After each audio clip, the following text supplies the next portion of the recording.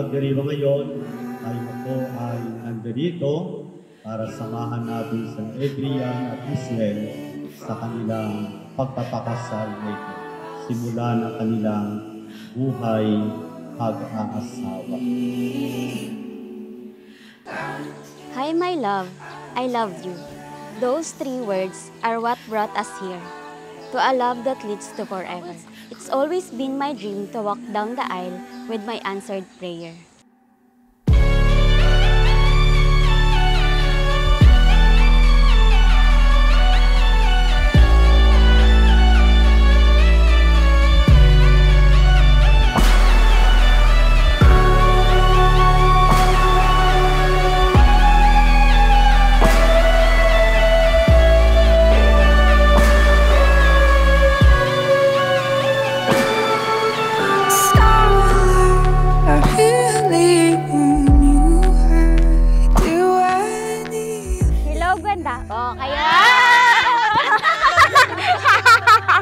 This gift is just a simple reminder kung gaano kita kamahal. Katulad ng pabangong to, you bring sweetness and warmth sa bawat araw ko. You are my everything now and always. I love you so much.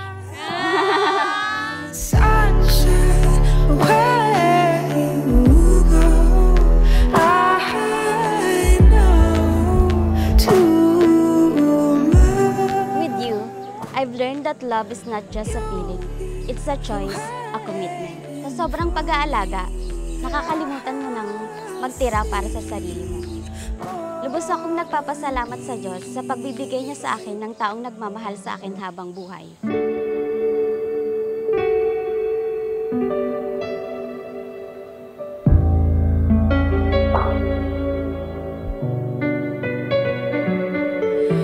Hi, my love. Puta. Regalo ko to para sa'yo, isang relo. Para lagi mong maalala kung anong oras na. Gusto ko lang sabihin na kahit ilang beses ka pang malate sa pagsundo sa akin, ikaw pa rin ang gusto kong makasama sa lahat ng oras. See you later. Yes. Putang ina. Malaya ka, pre. Hindi ah.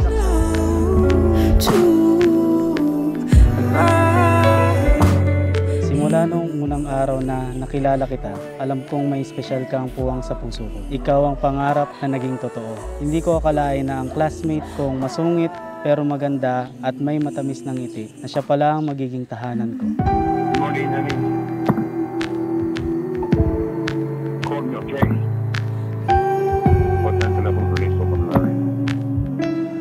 I may not know what the future holds, but I know this. Kahit magbago man ang mundo, my heart will always find its way back to you. Kasi ikaw, Michelle, ang tahanan ko, ang mahal ko, at ang pipiliin ko araw-araw habang buhay.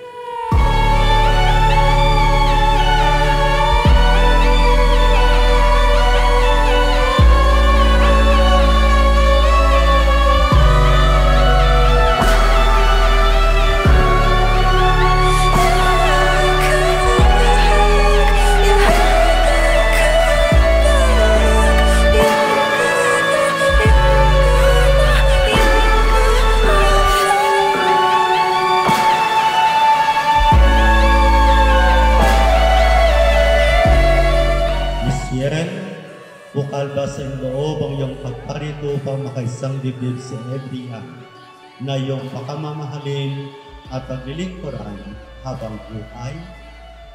Opo, Father. Ano man ang pagsubok na sumubok sa atin, ito'y haharapin natin ng magkasama. And most of all, I promise to love you even on the days that I don't like you.